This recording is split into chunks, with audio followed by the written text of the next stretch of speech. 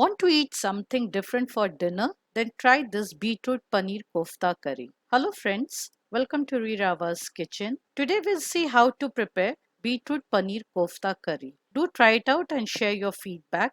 Also, if you're new to this channel, please subscribe, like and share. Also click on the bell icon to get regular updates. So let's check out the ingredients.